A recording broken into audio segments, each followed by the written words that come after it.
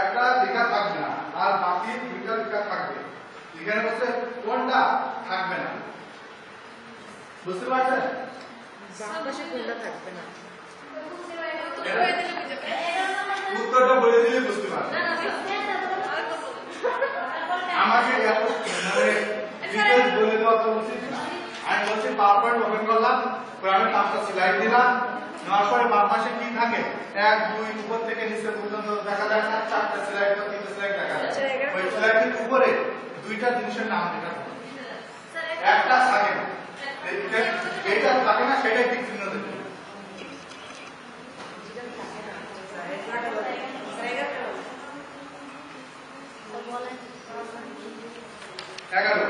PowerPoint presentation are widely used as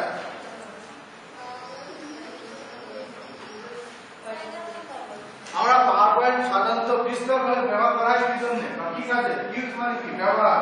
আর উল্লেখ বিস্তার, প্রশস্ত।